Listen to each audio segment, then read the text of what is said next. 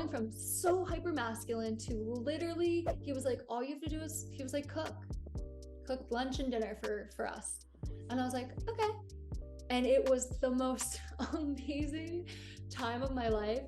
It's something that I've always desired, but again, I didn't know it. And it's hard to express yourself if you don't know it. So I was just like in this like let's fucking go. Like we need to make money and like we need to go. And it's like when that was taken from me, I was able to see like a whole other side that was kind of just angry at. I was angry at the feminine because I thought femininity meant chaos. I thought femininity meant poor. People don't go all in on their healing, and therefore the relationship's healing. And relationships are really the deeper healing integrated. You can do as much work on yourself as possible, but really how you integrate is with a conscious relationship. Like I 100% wholeheartedly believe that doesn't matter what plant medicine you do, doesn't matter what guru you go to, what mentor you have, anything, the most and deepest work you will ever have is in a conscious relationship.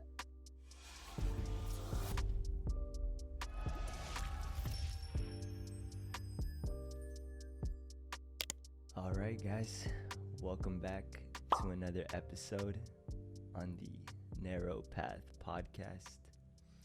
It is an absolute pleasure to have you guys tune into this exciting episode that I have laid out for you guys. For today's episode, I am going to be sharing the floor with a guest. She is a mother. She's a conscious entrepreneur, a former mind, body, and soul coach, and she's currently a key player in the Conscious Wealth brand, where her and her partner are revolutionizing the education system and teaching people the secrets of the 1%. Please welcome Mrs. Jax Wimmer, everyone.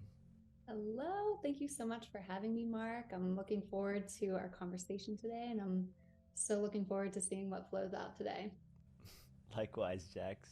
Thank you for coming on board and gracing us with your time and energy. We really appreciate it. Of course, happy to be here. The first thing that I want to go over with you is because just to give the audience a bit more context, this is our first time ever interacting like face to face. Yeah. And Jax is a real superstar because she actually did my my brand logo for the Narrow Path podcast. It's super awesome. So shout out to Jax. We've had communicated before, but this is our first time talking ever, and I'm really excited to get to know Jax personally. She's very successful in her life. I would say, from judging from the way that I see her and her partner, how they move in life, they're very successful. To share the experiences with you guys, because I wholeheartedly believe that she has a lot of value to add to the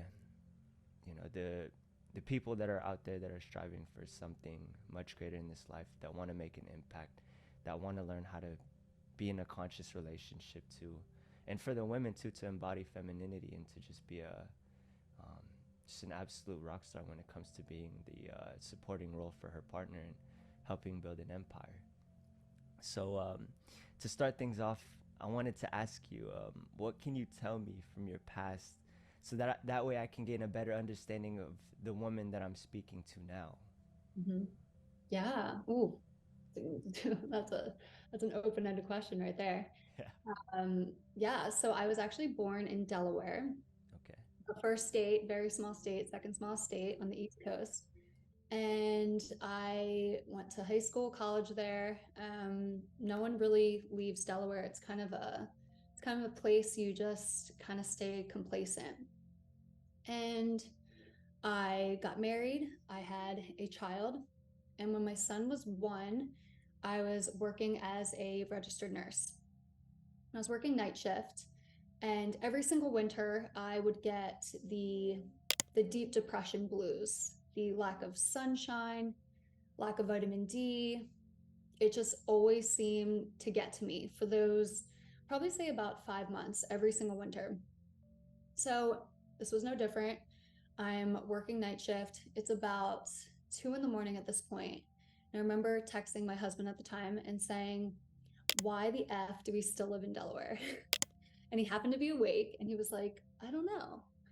And he proceeded to stay awake the entire night. I didn't know this at the time, I was working. And he started researching the best places to live and to grow as a family.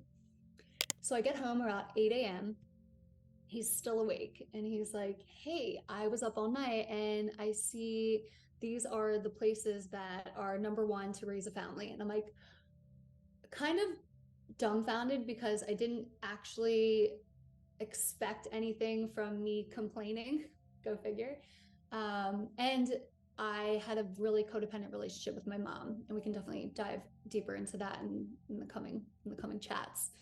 So number one was San Diego, and I was like, oh wow, of course I'm like envisioning this. I'm like living by the beach. That sounds like heaven. So we kind of had talks about it over the next couple of days, and we basically made the decision that we were going to move to San Diego, and we weren't going to tell anybody for a couple months.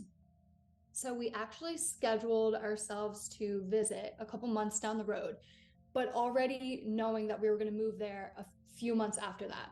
So he is a tattoo artist. Shout out to Steve Wimmer. He's amazing, amazing co-parent. I got to give it to him.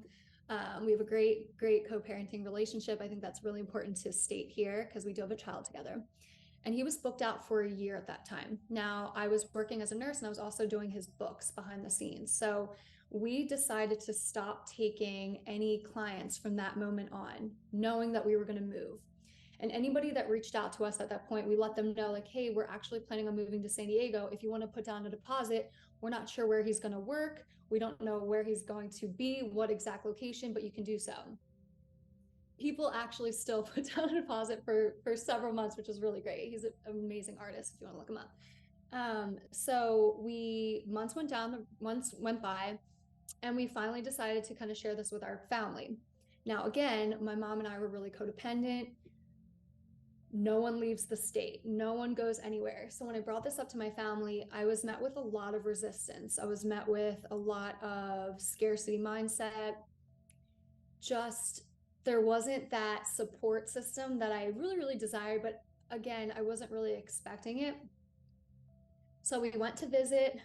I think it was August. We visited in August. This was 7 years ago, and absolutely loved it. I mean, I'm looking around and I'm like, I can absolutely see myself living here.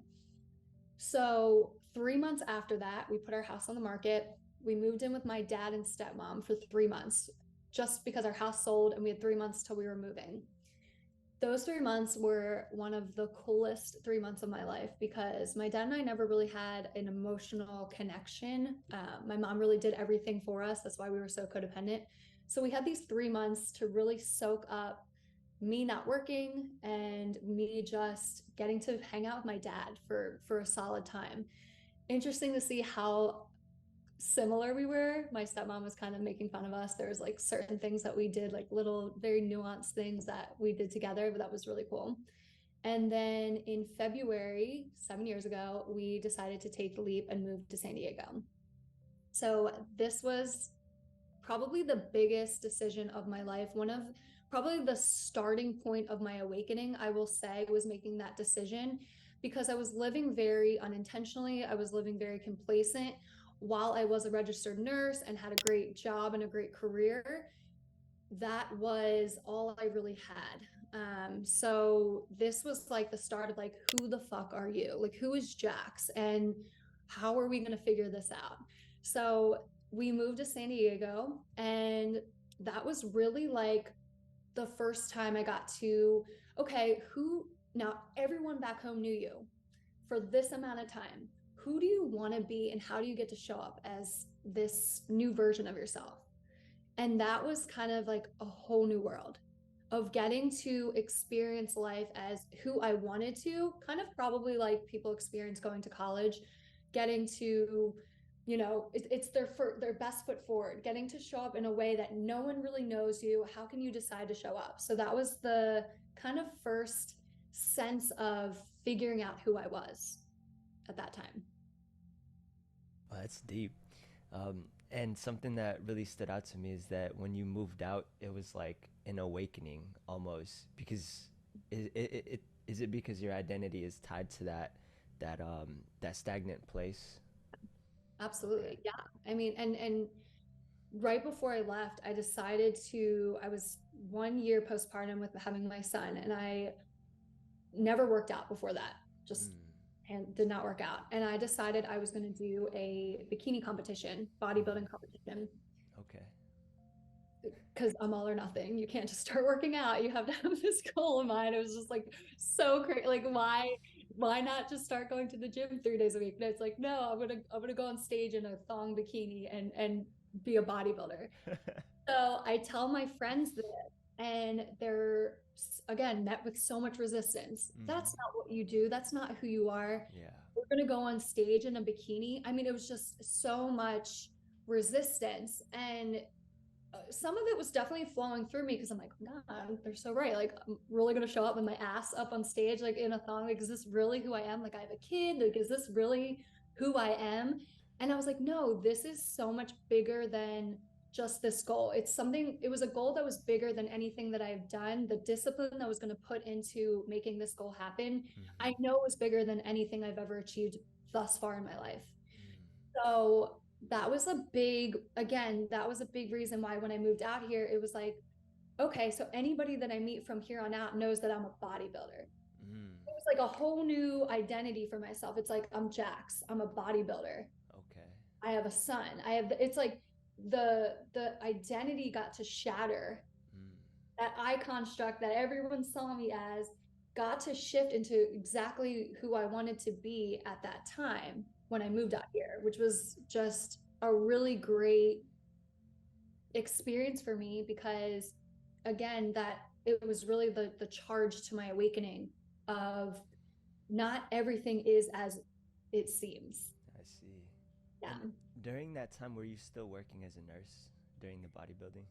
I decided to quit when we moved out to San Diego. My Okay. husband was doing really well, and he said, we didn't know anybody at the time. My son was 1 at the time, so being a stay-at-home mom was our decision for me moving forward.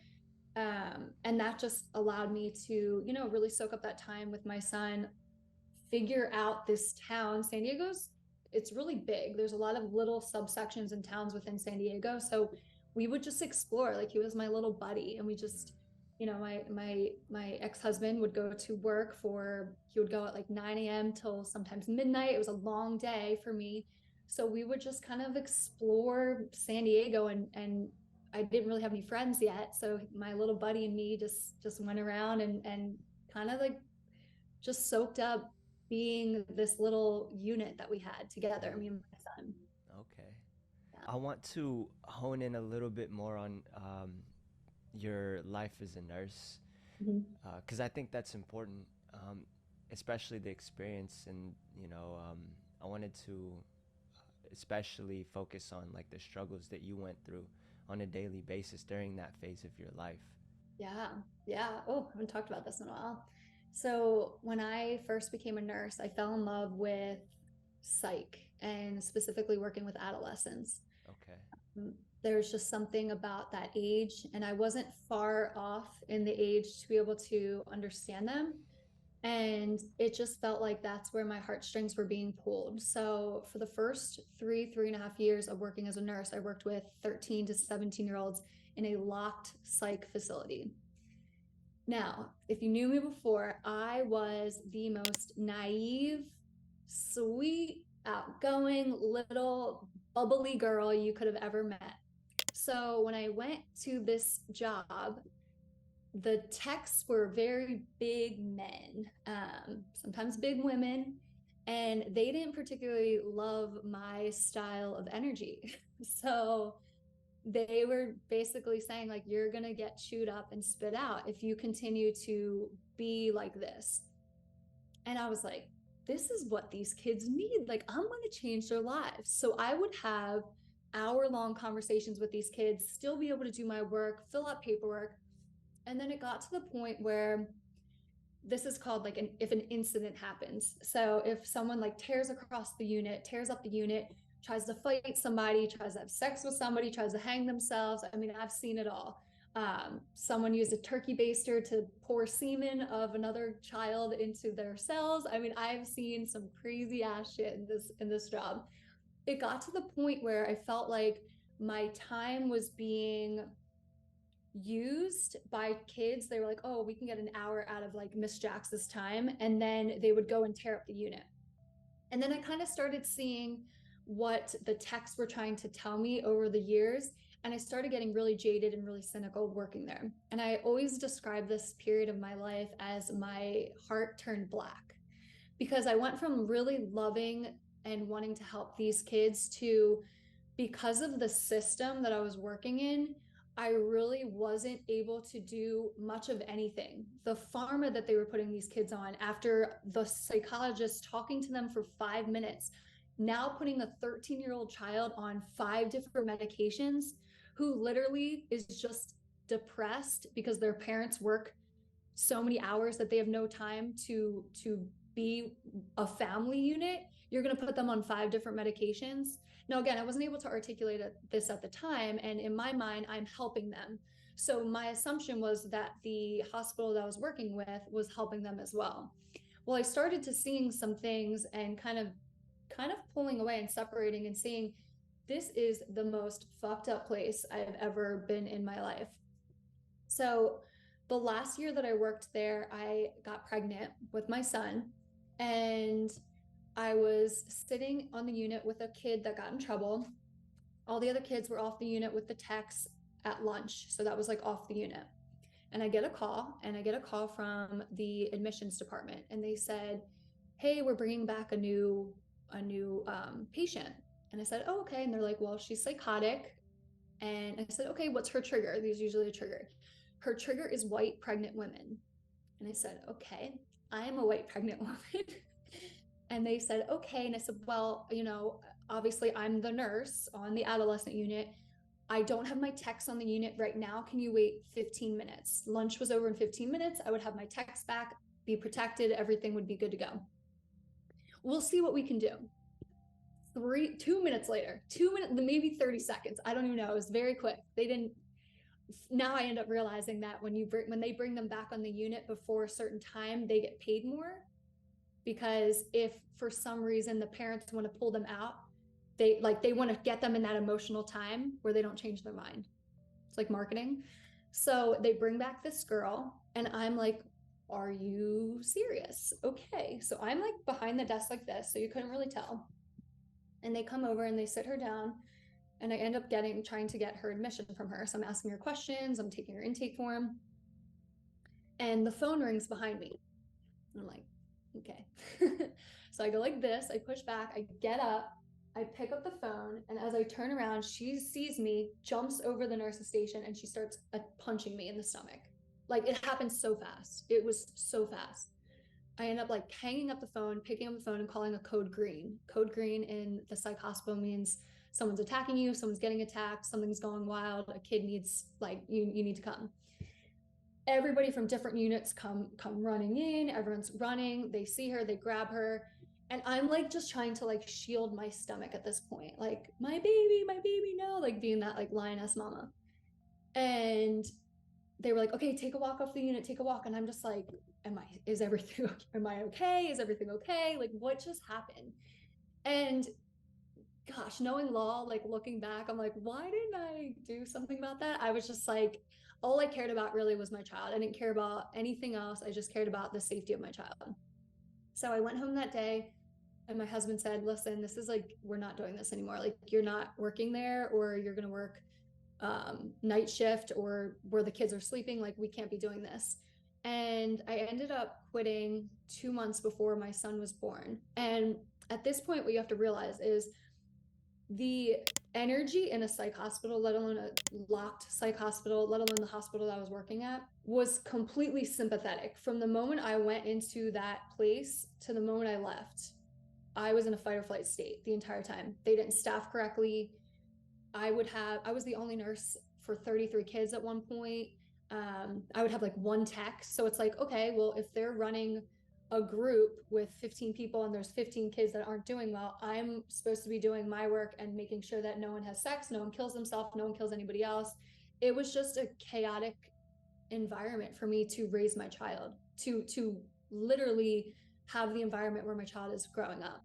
And that was like a lot of inner work that I had to do from that period. The guilt I had, the shame I had of the state I perpetually was in over the course of that year of my son being basically created was in such a hell environment. It was just sympathetic at all times. And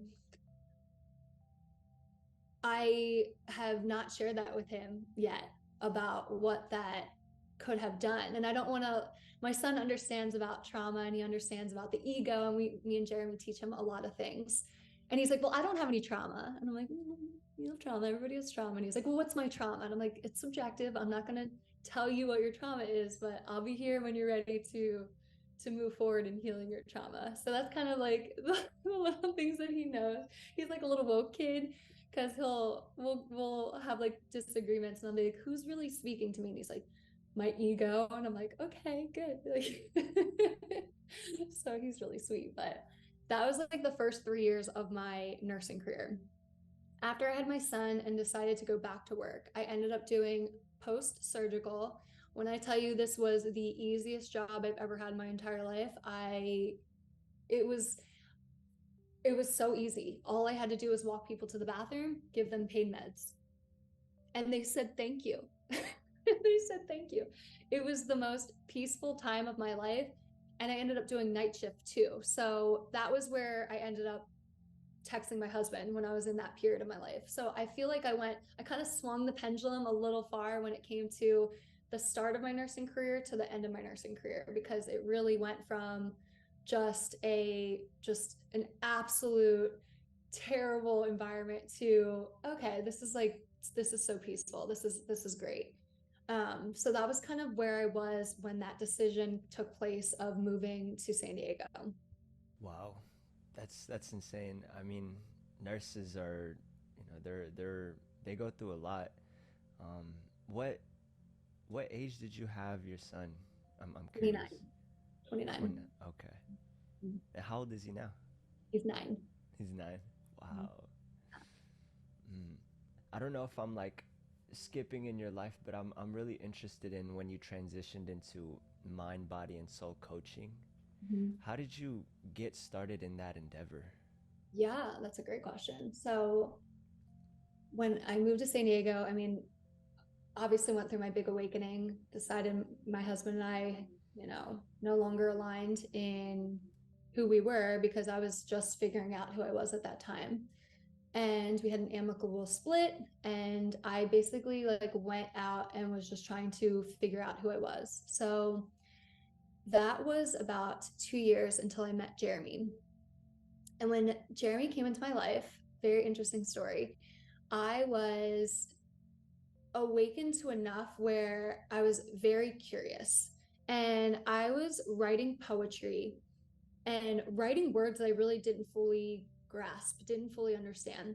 And I remember writing something about, like, I could just feel that my person was really close. And I was writing how the man, the one in my life, was something about, I'm going to understand him mind, body, and spirit. And I didn't know what that meant at the time. I had no idea what that meant, but I just knew, I was like, there's something deeper here going on, and I don't know what it is. So I was going to the gym. I was still bodybuilding at the time. And I saw Jeremy at the gym. And actually, I walked past him and he smelled really nice. I had smelled, there's a guy that I would talk to about on my stories called Too Much Cologne Guy. And if you follow me for a while on Instagram, you know who I'm talking about. And he would come to the gym and he would put cologne on, and it was just like, dude, there's no windows here. Like, what are you doing? And I remember working out next to Too Much Cologne Guy, and I like threw my weights down. I was like, so pissed. And I walked to the other side of the gym and I walked by Jeremy, and I was like, it was like the perfect scent. Now he claims he wasn't wearing any cologne, so I chalk it up to pheromones. And that was the first time I kind of had the awareness of Jeremy in my kind of visual sight. Now I started seeing him at the gym almost every single day after that. Now, Jeremy is a very quiet, introspective man. He doesn't look at people, he doesn't talk to people, and he keeps to himself. Well, I am very different. I talk to everyone. I'm very friendly. I knew almost everybody at the gym. So I started just being really intrigued by this man that doesn't look at anybody. And I'm just like, who is he? He would do some PRI moves where he's blowing up balloons against the wall, doing some weird ass shit. And I'm just like, who is this kid? Like, who is he? So one day I was like, you know what? I'm gonna wave to him. Like, I'm gonna wave to him. I'm just gonna say hi. So we ended up like we're walking past and there's nobody near us, and we're walking past each other. And I literally was like geeked out, waved like this. He looks straight past me, and I was like, ooh, all right, okay, all right. That didn't feel great. So he claims he didn't see me, but I don't know how you miss someone going like this to you. So that night, the day I waved to him, that night was I was on the explore page on Instagram and I saw him. So I'm like, oh my God, it's just the right amount of cologne, guys. So I click on him. His bio said mind, body, soul coach. And I was like, what the fuck? Again, no idea what that meant. I'm like, what is going on? So I instantly followed him, watched a story, DM'd him like that. There was like an impulsion, and I don't go after guys. That wasn't something I've ever done. And remember, I was with this guy for 9 years, my husband previously. So this was just like I don't know. Who am I? I get to be whoever I want to be. Like, there's something about him that is clearly that I'm being drawn to, that I need to figure this out. So I DM'd him and he DM'd me back, and we kind of messaged back and forth, and he had already knew who I was. He knew my group of friends. He knew that we were bodybuilders. I was just like, oh, I didn't know who you were. Like, how this is weird. And that kind of like started sparking up our relationship. And we ended up talking for like 30 days before we went on our first date. We took it really slow, but it was really deep, really deep. I never had a relationship where it started off in that magnitude and the questions that we were asking each other. And again, I was really curious. I wouldn't say that I was quite yet fully conscious by any means. So he was kind of the first teacher that I had, in the sense of going from my awakening of realizing like there's more to life. I know that this isn't the person I'm supposed to be with. I need to be off on my own. Like, going from like that was like my first awakening to a deeper awakening of the discovery of self and the discovery of just the nuances of what makes people in pattern and what makes people in certain dynamics and the relationships that you have and who you keep around and the intention you have. All of these little things was brought to my awareness from the beginning with dating Jeremy. And 6 months into our relationship, I was like, I think you're supposed to mentor me. And I asked him that, and he was like, I don't know if that's a good idea. Like, are you sure? Like, is this like, are you really sure? He's like, you ready for that? And I was like, yeah, am I ready for that? I was like, I was like, we date. I was like, yeah, I'm ready for that. And I really didn't quite fully grasp or understand what that meant when he said that. And I was like, yeah, I'm ready for that. He made me pay him. A lot of people, my friends were pissed. And for the first couple months, I remember telling my friends, I'm going to break up with him after I finish this. I can't believe he made me pay for this. I was so angry. And to this day, I thank him so deeply for having me pay him. And people sometimes don't really get why I say this and why I mean this. There was a part of me that was extremely entitled. And I know that if I didn't pay for what his services were, that I would have never gone all in. The reason I went all in is because I was entitled, because I paid him, and I was like, I'm gonna get everything out of this kid. I'm gonna milk him dry, and then I'm gonna quit. I'm gonna leave him. Like, I was so angry of the charge, but the charge is what allowed me to grow, and that's why investing in yourself is one of the most important things that you can do. And feeling that you're entitled to not pay for the investment that you're making will keep you complacent in the same situation that you are and why you're feeling the way that you are. And I'm literally sharing this because there's nothing I have for you to invest in. I'm literally sharing this just as a human on a soul level. The greatest gifts I received in my life was because I invested in myself, because I cared about myself, and because I believed in myself. Not to say that there wasn't doubts, not to say that there wasn't fear, but because I believed in myself so damn deeply to want a better life and a better future for myself, that the investment was so fucking worth it. Just a little tangent there. So those months of him mentoring me were absolute chaos, hell, and amazing. It was all of the emotions in one, because he was my coach and he was my boyfriend. So there was a lot of interesting things that were happening. He broke up with me one time right before a call that we had, still showed up for the call, did the call, and I'm literally like, you just broke up with me, but we're having a call as a coach client relationship. And I get off the call and I put my phone down, and I remember I hung out with my son for like an hour or two. And I came back to my phone and he had like messaged me, and like we ended up working it out after that. There was just a lot of, both of our traumas were very heightened by the mirror of our relationship. How different we were, how different we grew up, even though we have so many similarities in the way in which we grew up, the way it manifested out was completely different. Completely different. Jeremy kind of pushed relationships away, and I wanted relationships. So I had like the codependence, he was more of the avoidant. So you put those two people together and it's like, you're fucking just, it was so challenging for us, especially in the beginning. And I think that what I really want to touch on today about conscious relationships is the amount of work that is necessary to put into them is so, I can't even like describe that to you, the amount of work that we've put in. And I see friends of mine and I see people, and they assume that the person that they're going to date is going to have XYZ, and they're going to be this, and they're going to have this. There's going to be no red flag because they're conscious and they're going to be in this. And it's like, that is a fucking bull-faced lie.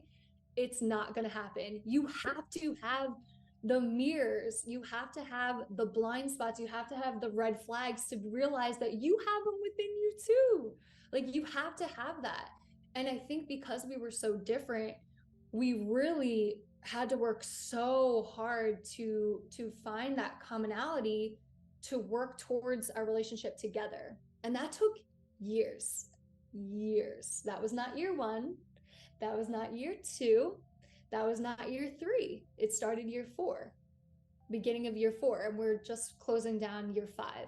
I'm at a I'm at a loss for words. That was such a beautiful tangent. I feel like I took a lot out of that. And you know, you guys are do you believe in like twin flame relationships?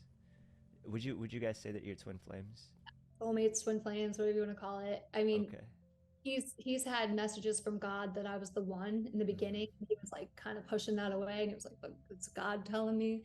And I was, I, not to say I would never date someone like Jeremy, but where I was before, I never have dated anyone like Jeremy. So something that I shared with him the other day, I was like, I was thinking about this.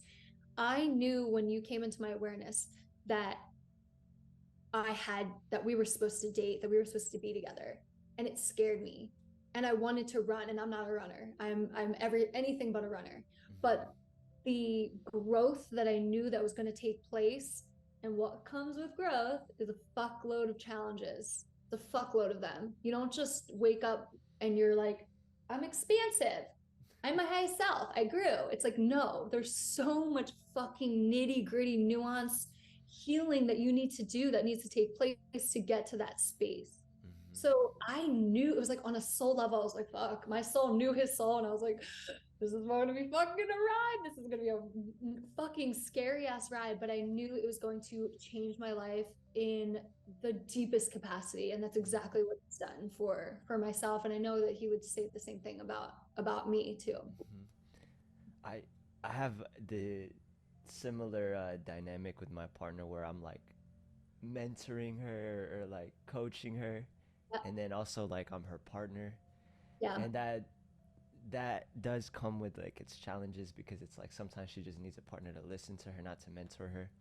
And Mhm. it's like I have to dial back, and I'm just like, I'm freaking stoked, like I'm learning shit that's gonna help us be Yeah, yeah, successful and wealthy, and I'm like, I gotta share it with somebody. absolutely. Yeah. And so I'm trying to find like this balance of like, okay, when should I be a partner, like, or when should I like mentor you or give you advice, you know what I Mhm. mean, or should I just be or should I just be someone that just listens rather Yeah. than like has always needs to have something to say. And that's kind of like um this thing that I'm trying to find out. What would be like your advice for, you know, that dynamic, and just how to make it so that there's not like as much grind in the gears, if that makes sense. For sure. If I can help people not experience what we experience, not that it can't work, obviously.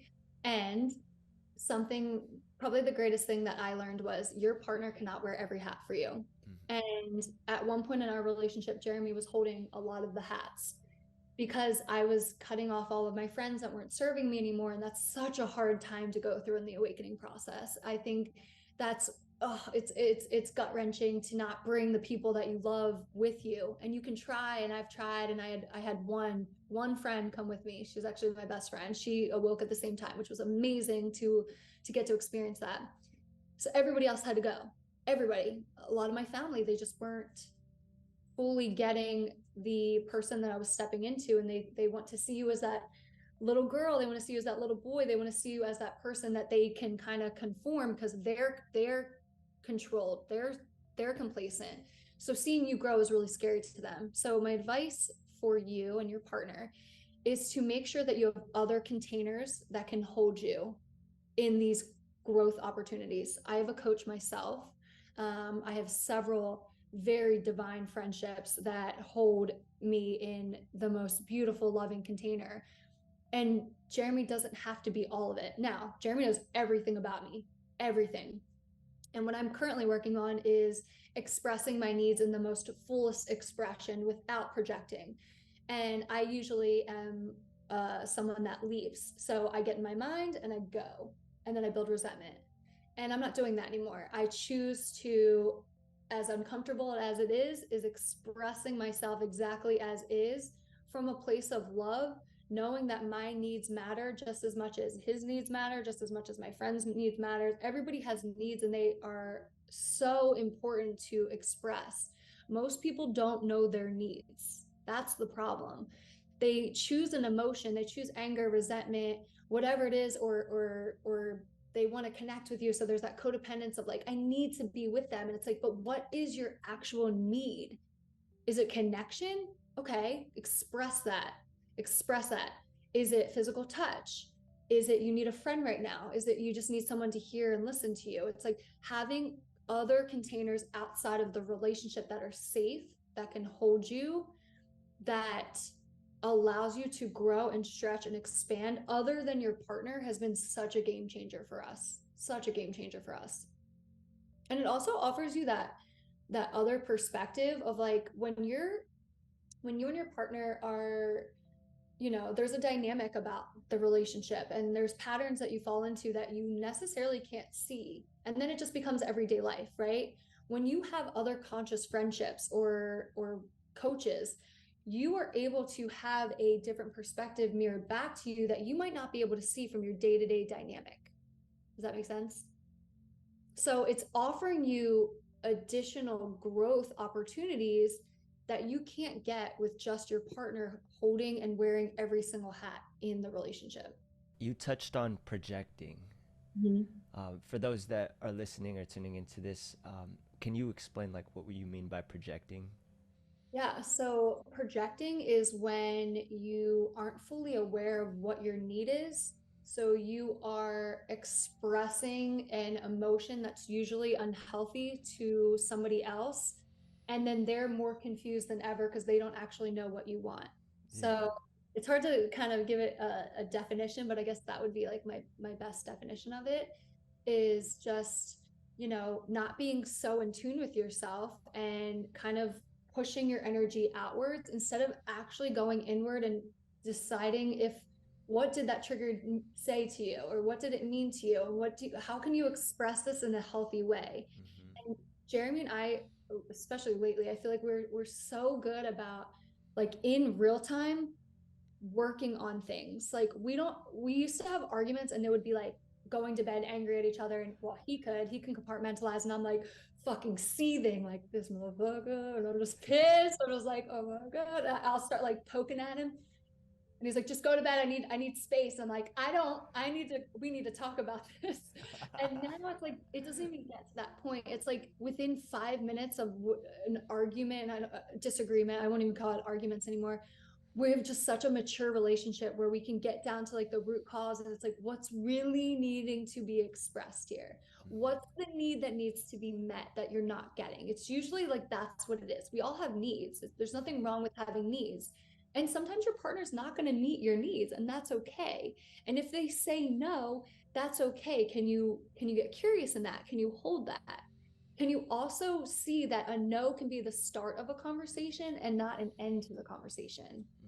And that's like kind of where we are now, is just we just give, it's just pure love in our relationship. But we last week we had it, I forget, we had something happen, and he was like, oh my gosh, we are just so mature in how we communicate now. And I was like, we really are. It's like something that would have kind of, blew up our relationship a year or two prior, or lasted a lot longer. We can kind of come to a common agreement within a few minutes now, because we've learned to, honor ourselves and really understand like what we're expressing and how that can come out for the other person.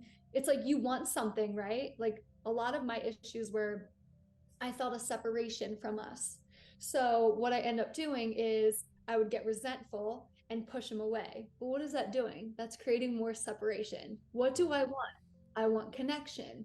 So now it's like, I can honor that and say, I feel a separation between us. I actually want connection. And he's like, great, babe. Thanks for expressing yourself. Give me a hug. Like, let's go in. Like, let's have a day to ourselves. Let's have a date. Let's do this. It's like, that's, to me, the healthiest form of a conscious relationship, is knowing who you are, knowing your needs, knowing how to express that in a healthy manner, in a healthy capacity, and learning how to listen to your partner. Because sometimes they might not be where you are in the sense of full expression. It happens with me, it happens with Jeremy. But because you know each other so well, you can assist them in, don't allow, if they're triggered, don't allow it to take over. Sit firm in where you are, hear them, reflect back. How can you help them through that without losing your shit? It's like, that's love to me.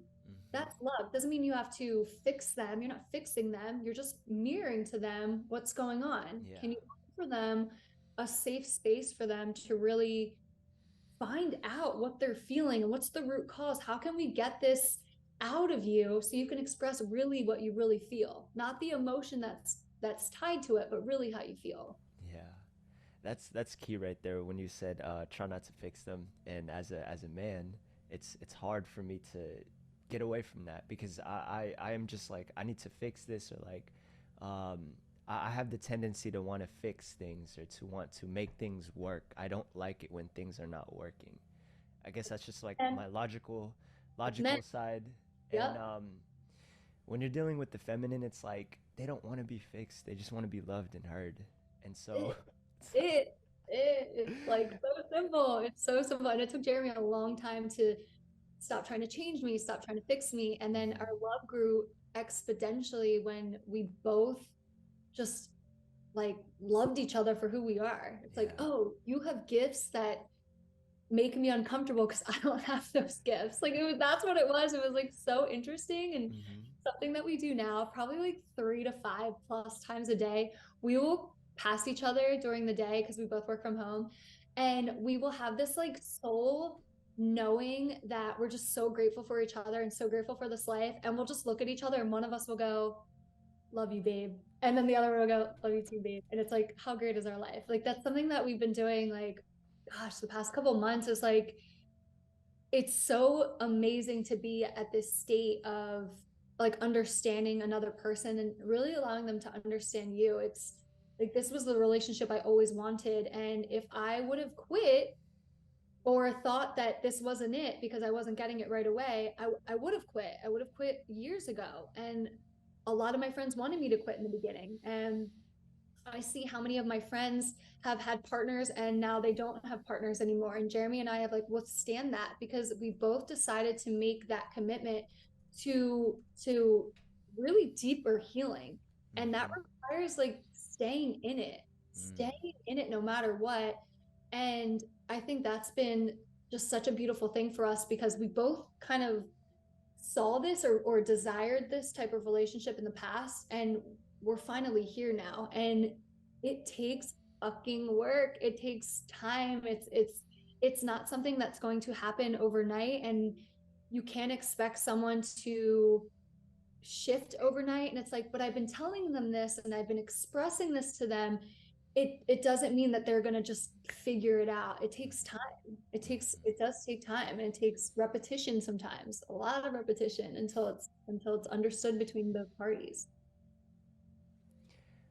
My partner and I recently had this thing where, from our relationship there was just a lot going on. She's she just graduated from college, and I'm like building this Yeah. business and building my personal brand. And there was a point where in our relationship there just wasn't enough time to come together and to heal it, to have that sacred space. And another aspect of what kind of led to us separating for a time was outside influences trying to come into the relationship and dictate, oh, you shouldn't be with that person, like look how they are, like look how he Right. is or look how she is. And it's like, huh, how do you how do you figure out that what they're saying isn't, it doesn't matter? Or like, how do you know that the relationship that you're in is aligned, or is the relationship that you should stay in? Yeah, Because that's a great question. Yeah. I'm Yeah, go ahead. I'm curious because you had a previous marriage, and you guys found out that you guys were no longer you know moving in resonance with each other, Yeah. and then you go into the relationship with Jeremy, and then you realize like this is what you want, even though there's all these challenges. So how do you figure that out? How do you just find that and Yeah. know? Yeah, and interesting enough, Jeremy and I hung out one day of the week for a whole year. Just so you know, he was focused on building his business, and I just was really respectful of that. And while I wanted more time, it allowed me to grow so much in that state because I always hung out with my partners before every single night or multiple times a week. So it was a lot of healing my codependency by just respecting his desires to build his business. He was in a phase of eat shit. He was living with his mom when I met him, and I just respected that and I honored him and allowed him to see me that once a week. And my friends, something also you have to understand is what are you expressing to your friends to have them reflect back. So I was only reflecting the bad to my friends in the beginning. So of course, they're my friend, they love me, they want to make sure that I'm okay. So they would often reflect back, what are you doing? Why are like you want more out of this guy? He's not giving you enough, this, that, and the other. And it's like instead of expressing like, holy shit, the conversations we're having between us seeing each other, the soul connection, the depth that we're going in these conversations are nothing like I've ever experienced. I wasn't sharing those times. When you're when you're not fully, again, aware of your needs or conscious about everything that's going on in your world, you tend to complain about things instead of just asking for what you want. And that's a big thing I'm learning right now. Even as simple as the air's on, right? And I'm like, I'm so cold, instead of being like, babe, I'm going to turn the air off, or can you turn the air off? What a difference. Like, people can't read your mind. And all we do is like, I think as the feminine, we complain a lot to be like, he better fucking read my mind. He better become a fucking mind reader in this moment or shit's going down. And it's like, how great is it to just express what you need and then being like, oh, now I know what you need. Great. So I say all that to say discernment. And nobody knows more or deeper than your soul, right? So when people have outside influences and they're sharing that with you, one, check in with yourself. What are you sharing with them? If you're only sharing the bad, you cannot hold that against them. They're literally your friend. I would hope that they would express those things to you. Maybe you need to open up and understand that you need to express more positive things, and the negative things, maybe instead of expressing negative things, those are the things that you have to find out within yourself, the needs that aren't being met, because why are you complaining about them, and go to your partner. It's really simple. So it's tough to get to, I will say that. But once you get that, there's nothing to complain outside of your relationship to. You are the king, your girl is the queen. You should not be talking negatively about each other ever, ever. That is a respect and something that Jeremy and I have built on our foundation since the beginning. Obviously, wasn't there yet, but we have a mutual respect and such integrity with ourselves and our relationship that we don't speak negatively about each other to anyone. If we have any issues, we come straight to each other. If you have something to complain about, you have a need that's not being met, you need to express that to your partner. So you really need to use discernment and decide, like, nobody has the choice or the decision or the know about or the knowing except you. So any outside influence, you have to check in with yourself. Like, why are they coming at me like this? What have I expressed to them? What have I mirrored to them to get them to say these things to me? Okay, now I get to shine a spotlight on how I've been showing up as a person, as a person in my relationship, or your girlfriend as the queen in the relationship. How can I show up to really put this relationship as the like cohesive, it's the dynamic that you've wanted, right? It's that unconditional love between a king and a queen that trumps every other relationship. So how can that be expressed to others? And again, that's just a mirror thing. So what is being said by you that maybe you're not, and I'm not saying you, I'm just speaking in general, that is having somebody reflect back to you that you should leave that partnership. And you know what's crazy is I don't think, you know, my partner and I talk bad about each other. Like we're pretty good. We whenever we have a problem, we go straight to each other. And I totally agree that if you have something to complain about your partner, you should never do that to somebody else. You should never like go to somebody else for that, because that energy bleeds into the relationship. Absolutely. Yeah.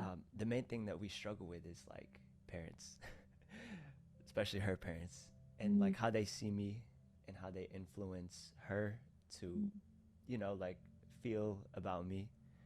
And it's like I have to hold my ground and stay my ground, because they, every time like I would go over there, they would try to impose their will and try to shape me to be this like ideal boyfriend for her. And I'm just like, well, like I'm just doing what God put me down here for. And it's like they don't know that. They don't know that. And so yeah, an aspect of that really just has to do with like knowing who you are. Integrity and also your intentions, right?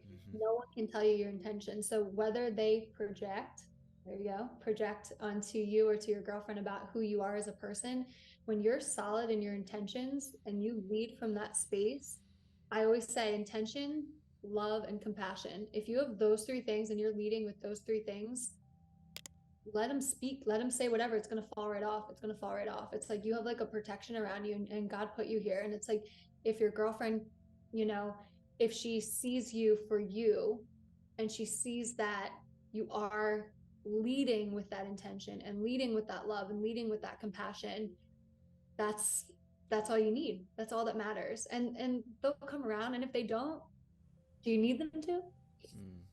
You know, Exactly. you know. What advice would you give to couples for building together? One, find out your core values. Find out your core values, find out your partner's core values. Jeremy and I sat down with a whiteboard, one of our first dates, and he goes, "What's your core values?" And I was like, "What's a core value?" I was literally like, "What's a core value?" I was like, "Are you serious?"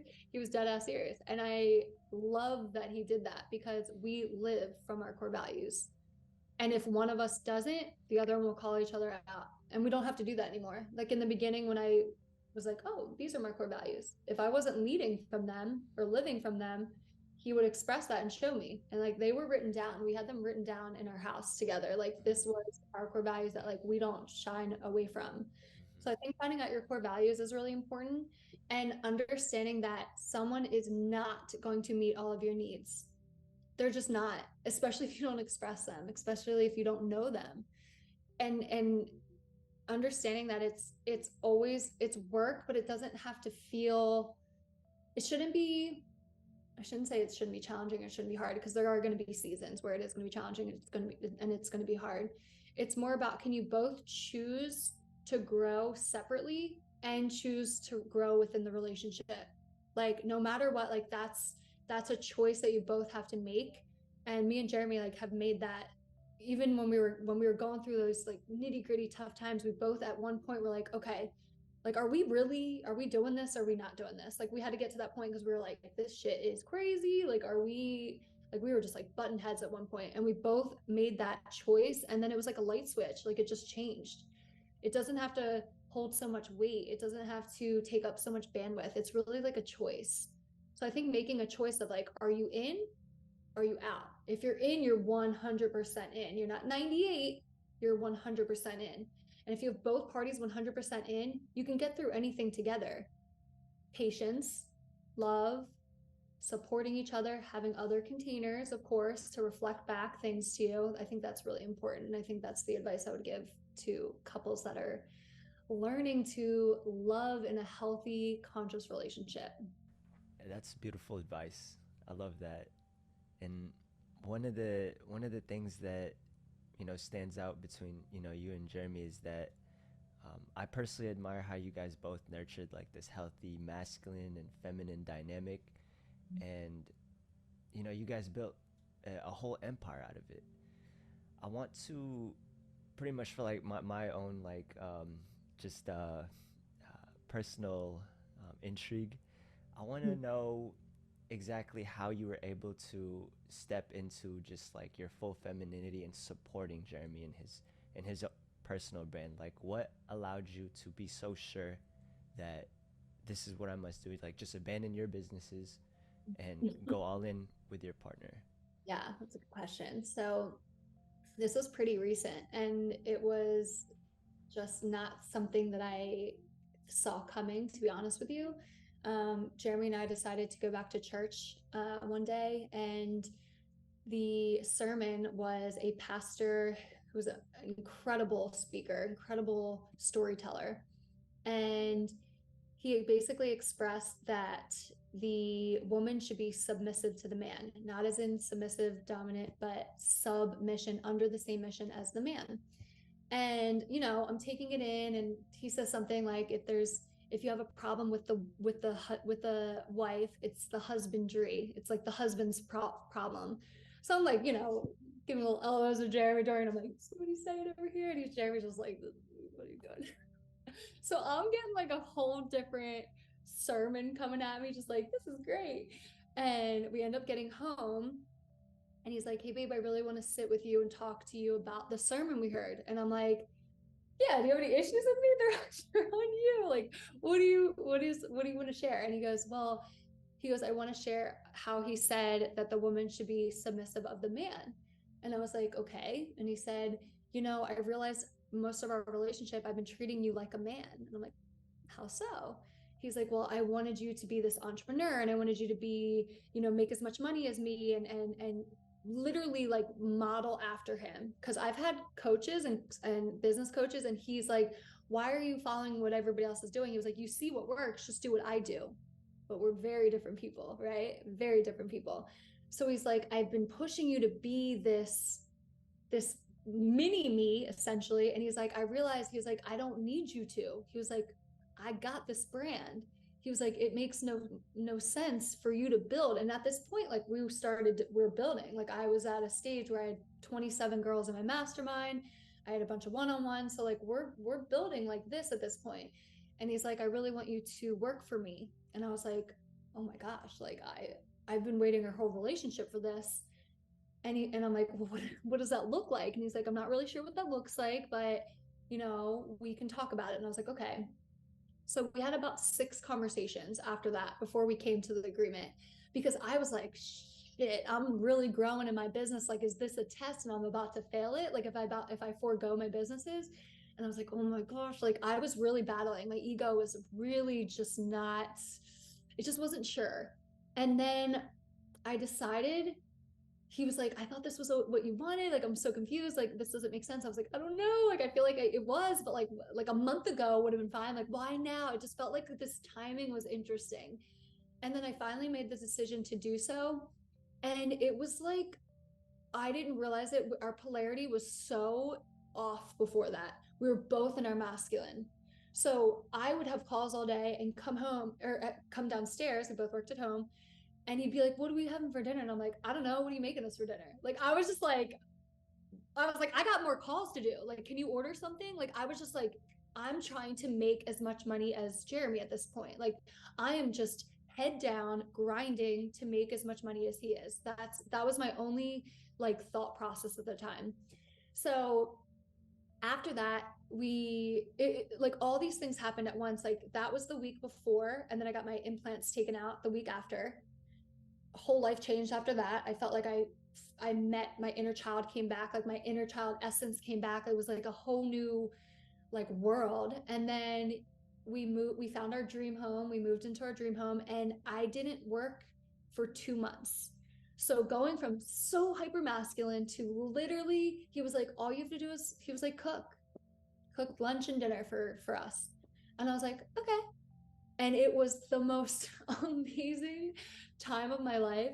Uh, Definitely was like, I wasn't even craving purpose. I was a little nervous that I was going to be like missing that passion of, but it was like a relief. It was like my biological nature was like being like nurtured at the time, like being able to like be that loving wife and the mother and make these amazing meals for my family with love. And our polarity was just like on another level. Like it cured and healed so many issues that we had left of our relationship. And then we decided to incorporate me into the business after that. And it's such a beautiful space of what we decided, because it's really like a balance. I get to remain in my feminine. The time I work, I stop at a certain time. I'm able to create these meals at the end of the night. So I still do this like feminine, you know, I'm still in this feminine space that's really, really healthy. And it's something that I've always desired, but again, I didn't know it. And it's hard to express yourself if you don't know it. So I was just like in this like let's fucking go. Like we need to make money and like we need to go. And it's like when that was taken from me, I was able to see like a whole other side that was kind of just angry at. I was angry at the feminine because I thought femininity meant chaos. I thought femininity meant poor. I thought femininity was the problem that I was trying to push away. And it really was like so healing to incorporate that back into my life and back into our relationship. It just was such a game changer for us. What are some things that men can do to like help allow a woman to be in that feminine support role? Mm. Not fixing and just listening. I think Okay. that's like a really, really big one, because I think a lot of women, and I can't speak for everyone, I'm just speaking for myself here. I love, for me, I'm not someone that can go journal and write things out and process in a journal. That's just not how I work. I process with having a conversation with someone. Doesn't mean that I'm asking you to fix me, save me, cure me. All I'm wanting is like have that safe space to really communicate with. So that's something that I think the healthy masculine role can do for a woman.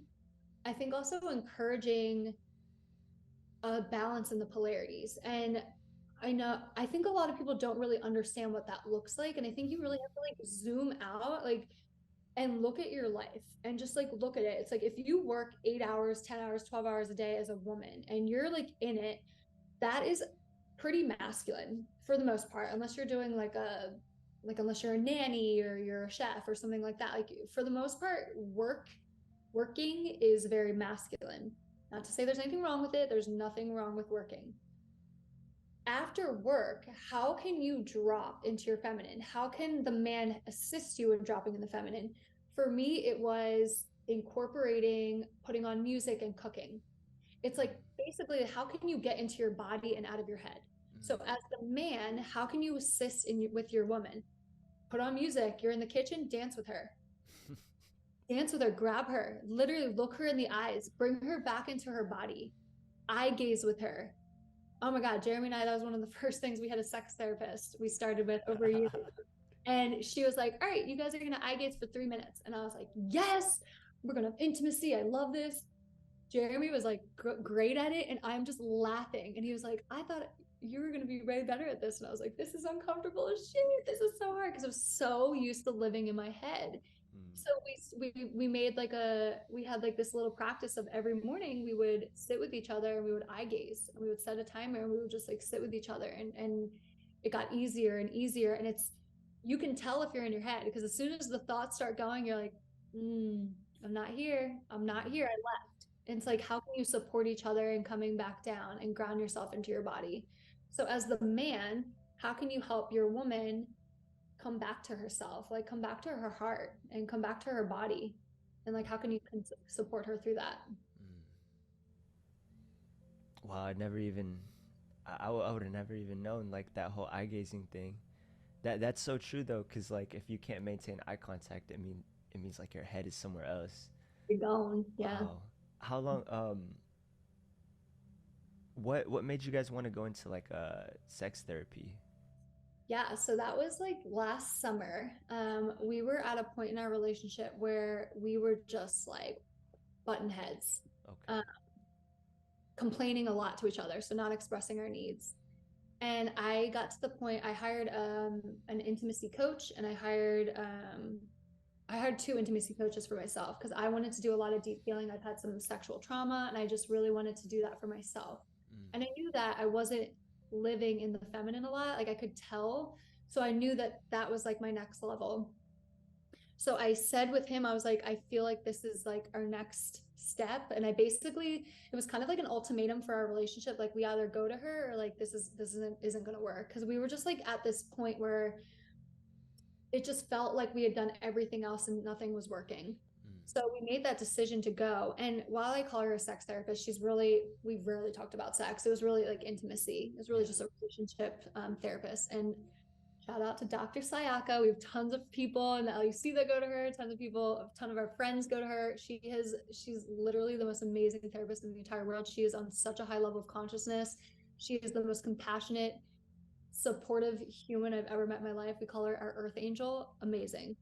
We saw her weekly for like 6, 7, 8 months, I think, weekly. And we loved it. And I know that that was like at first uncomfortable for Jeremy because he wasn't used to really having support from the outside or expressing himself in that manner.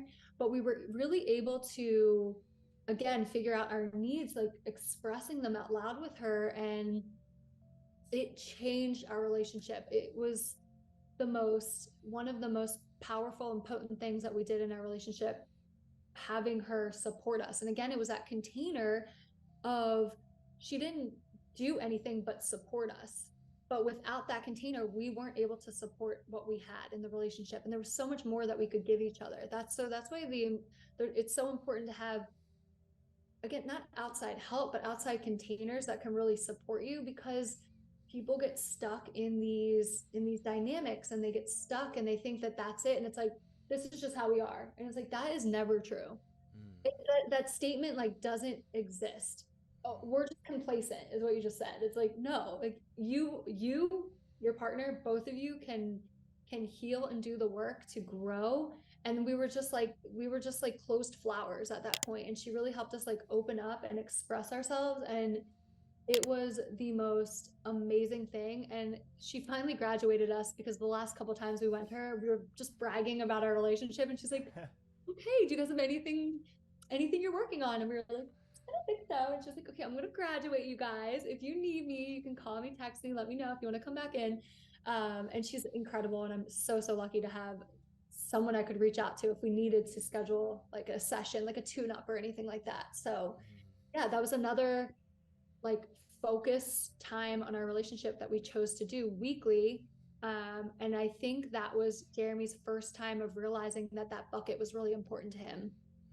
His buckets of business, his buckets with community, with success, those were overflowing to him. And those, in his mind, he always said, like, those are the most important buckets to me.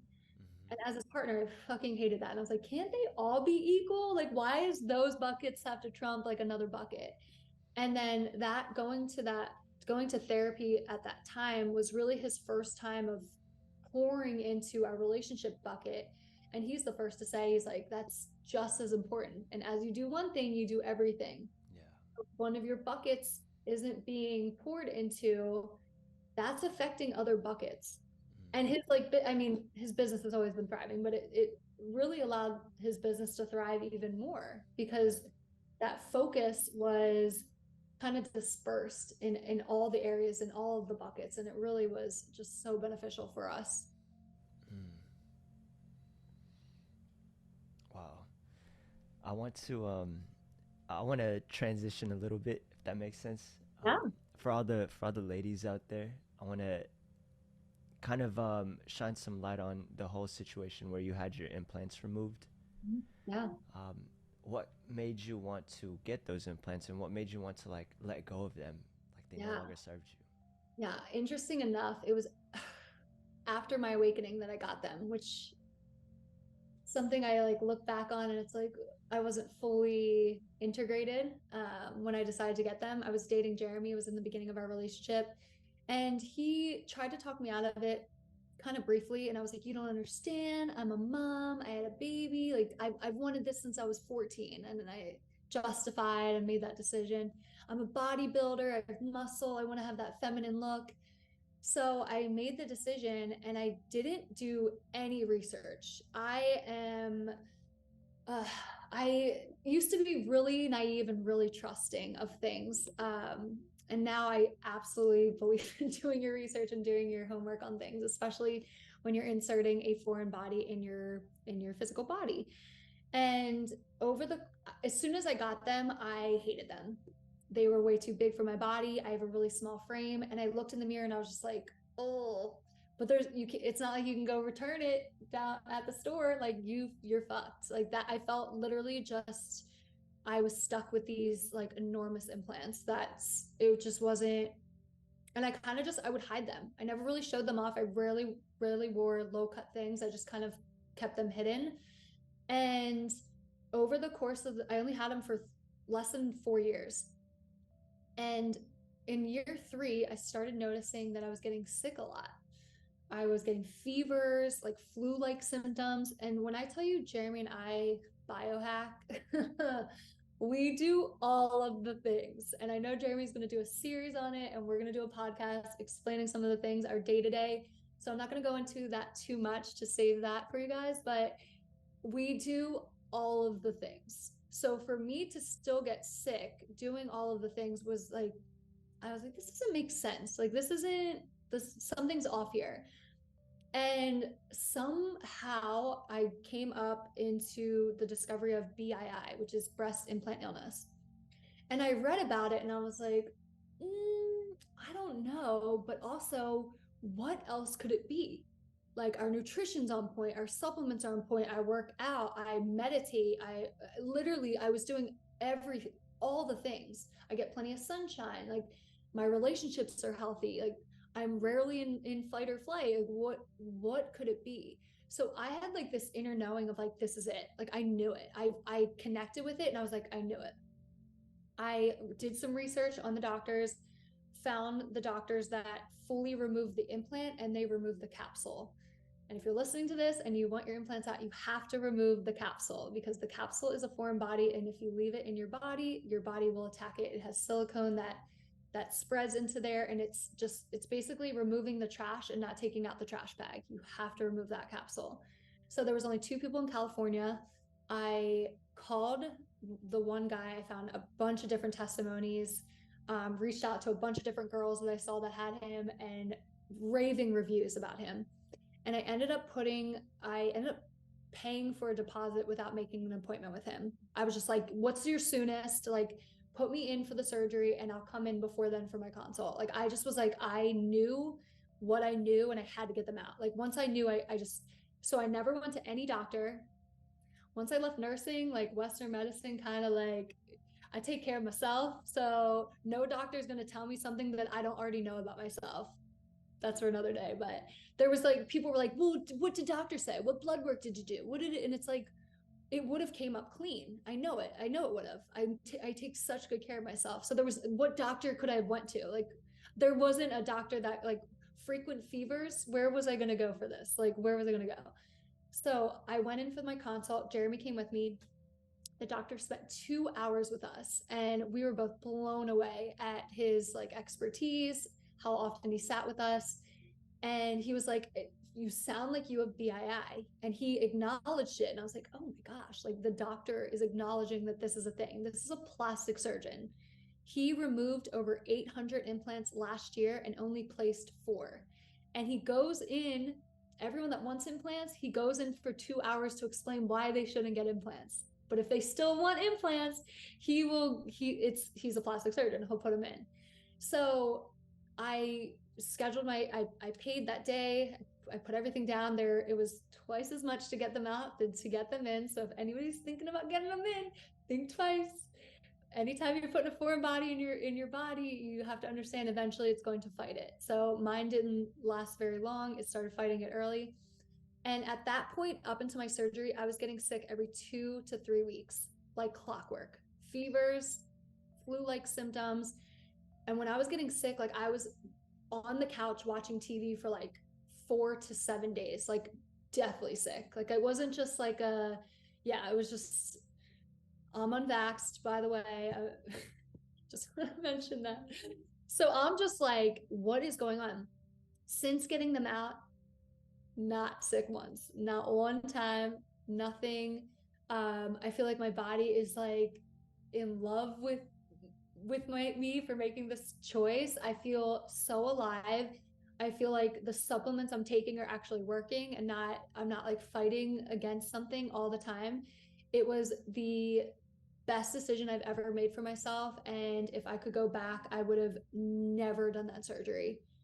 And I wish I could go back and just like hug me like 4 years ago and just be like, well, you don't need this. Like, you have a partner that loves you for you. Like, he didn't care. Like, it was like that last remnants of like, I'm not ready to give up my identity yet. Like, I'm not ready. Like, I want to bring this identity with me. So it was a big lesson, an expensive lesson. And I'm really happy that I did it because the doctor, he did after he removed them, he examined the implants and there was like a crack.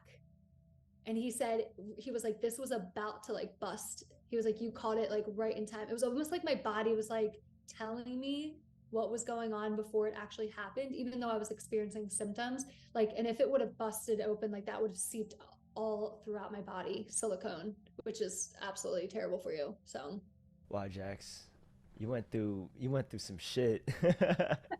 You went through some shit, and I do it. I really appreciate you sharing that because I feel like there are a lot of women out there that have just like this distorted idea of how they should look, how they should feel.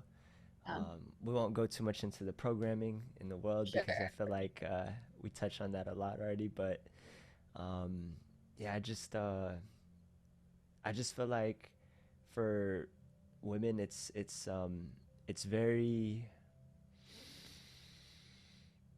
you guys get things marketed to you all the time. Like you guys are Oh, very targeted in regards to the image that you guys should have. yeah. Um, and so when you said that that was kind of like that final thing of like your inner child, like letting go of that identity, how do you think you got that identity, or where did that stem from? The identity of wanting the implants. Mm-hmm. Yeah, I mean, so the beauty industry is a $500 billion a year industry, and women are up against like marketing geniuses to Mm-hmm. essentially tell them that they're less than and that they need something to feel better about themselves. And I think when I moved to California, that was definitely, very in my face too. Now we don't live in LA, thank God.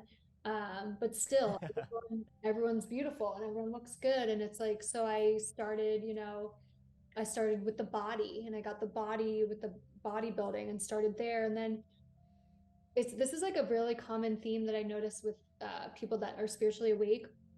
A lot of them start with the physical and then they get the body of their dreams and they kind of look in the mirror and they realize like they don't feel any different. And that's kind of Mm-hmm. what I experienced. I was just like, I didn't care that I had this body that I attained. It was like there was something missing. It was like the soul, it was something in the soul that was missing. And then I went to the mindset. So then I went to the mind, right? And then so it was like body, then I went to the mind. And then once you get like the mindset going, it's like, okay, then there's something deeper than that. And that's like the Mm-hmm. soul work. Yeah. So I think just like growing up, just like, and my mom did the best she could. And I never want to like talk bad about my parents and the way they parented. Everybody's doing the best they could. Everyone's doing what they were taught and so forth. And I think that she had a lot of she cared about the way she looked a lot. And I think that's just, I had two older brothers. I was the only girl. And I think that that just kind of was really ingrained in me that you should care about how you look. And I believe that still. I do believe that you should care about how you look. I think when you look your best, you feel your best and you show up your best. I do believe in that. And there's nothing wrong with aging and there's nothing wrong with being natural and there's nothing wrong with these things that we're told like we have to do the next thing. And it's, I think that's like really crippling for women because there's always someone better. And Mm-hmm. I think with like dating culture, knowing that you can just swipe to the next person is really dangerous. And it Mm-hmm. makes me really sad because I'm really grateful that I didn't get caught up in that. I think I spent like, I did have like 2 months where I was on Bumble because I was like, oh, like how what do you do, like how do you meet people? When I me and my husband were when we separated, it was like, oh, I don't even know where we meet people. I'm a mom, I'm a single mom, like where do you meet people? And I'm just so grateful for that I didn't meet my person on a site like that. Not saying there's anything wrong, and you can definitely meet amazing people, but it's more about that thought that there's always going to be something better. Because to me, if you know that there's something better out there or something different or something that you could get, you're never going to put 100% in. And I think that's a big problem that we have nowadays is Mm-hmm. people don't go all in on their healing and therefore the relationships healing. And relationships are really the deeper healing integrated. You can do as much work on yourself as possible, but really how you integrate is with a conscious relationship. Like I 100% wholeheartedly believe that doesn't matter what plant medicine you do, doesn't matter what guru you go to, what mentor you have, anything, the most and deepest work you will ever have is in a conscious relationship. Mm-hmm. So I think that just like I think just the way in which I grew up, the people that I was around, and just media, I would say, like, was just really ingrained that I had to have big boobs to feel like a woman, or I had to have big boobs to feel like I was whole, or that men would find me attractive. And it's just like so crazy. It's like I think about it now and I'm like, they're fucking bags of saline or silicone. Like, what? Wait, that's attractive? Like, what makes you think that? It's just so bizarre now that I'm on the other side. It's like just so crazy to me that I was like caught in that, but that's programming. That's the conditioning of these marketing geniuses. Like that's what they want from you because they don't make money if you don't think that you're less than yourself. So they do a really good job to make you feel like that. Hey, I heard the passion in your voice when you started talking about this. Yep, I love it. And the last thing that I wanted to that I wanted to touch on was that integration Yeah. in a conscious relationship. Um, and it really just comes down to the commitment, right? Like the commitment and the choice to stay and um, to accept the healing. Mhm. Um, is there anything that you want to touch on in regards to that, Yeah. the integrated healing and just yeah, I just love the topic of consciousness and relationships. Yeah. I think just making a point to know that both parties don't have to necessarily be on the same page in the beginning. And I share that, and maybe that's a projection of where I was, because if Jeremy, from what he wanted and wanted to call in, I wasn't quite there yet. And he was really patient. And also, he was bypassing in so many ways, and I was able to bring that forth in him. So I think understanding that you can grow together in being in different levels, if that's even a thing. I hate to call it levels, but everybody has their own different experiences and trauma, and in the way that which that manifests looks different in everyone. So I think one, like dropping the expectations of what your partner has to be when you meet them or what they have to be in 1 year, 5 years. It's really that like that choice to grow and go in 100%. And also I think it's really important to have standards. So just because they're not like equal to you in the sense of like maybe you're more conscious than them in the beginning, if you have a standard that you always set and you always abide by and live by and lead by, your partner, you can help them reach that next level, and they can help you reach that next level. Even though you may be more conscious, there's things that you're missing that they can mirror back to you. And that's what's so beautiful about conscious relationships is the mirror.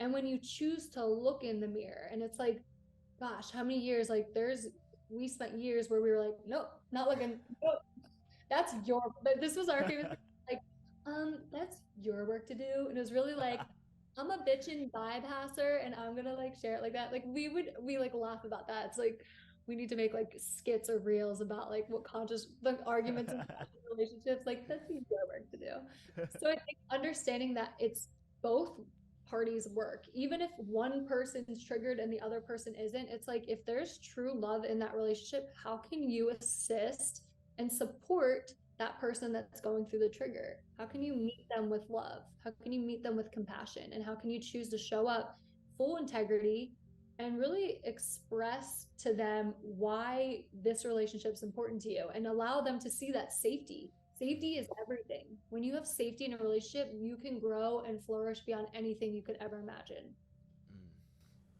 Yeah, there's no better way to leave off than that. Jax, do you have any last thoughts before we close off the episode?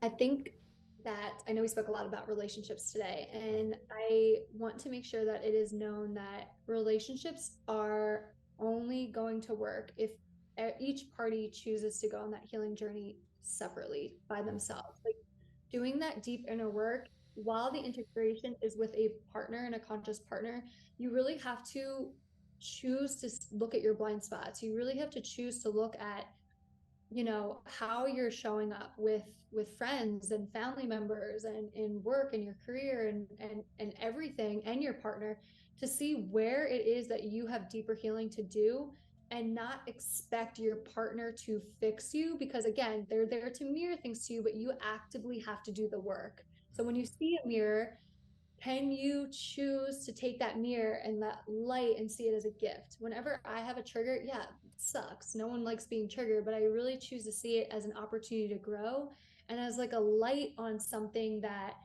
was shadowed before, that I get to actually be like, oh no, we're not going to suppress this or repress this. We're actively going to work on this. So I think allowing yourself to work separately and then with another partner is going to expedite your growth even deeper and even stronger in your relationship. Beautiful. Thank you for that. Sure. Jax, it has been an absolute pleasure. I just want to note, because I had a one-on-one with Jeremy. I don't know if he's ever expressed this to you, but I asked him. I was like, "What is what's the impact that Jax has made in your life?" And he looked at me, and then he did his little look up thing where he's thinking, and then he said, the impact isn't even quantifiable Mm. because it's been that large. And so if he's never expressed that to you, Tomahawks it home. Look at this pass right here by Steph. I mean, sharing it Thank with you. you right now. And for the ones tuning into this, I pray that, with what Jax and I went over and Jax's experiences, that it helps you guys with your walk, especially, going into a relationship, because it's an important thing. It's a very important thing. Like, we are humans. We're biologically put down here to procreate and to be with a partner. And if you aren't with somebody who isn't aligned with who you are, you guys don't share the same values, that isn't going to spell very well for you, your life moving forward. So I pray that what we went over, the container that we shared today, was helpful. Thank you guys so much for tuning into this episode. All of the plugs for Jax will be in the description. I pray that wherever you guys are, that you all have a blessed rest of your morning, your afternoon, and your night. And I will see you guys all in the next episode.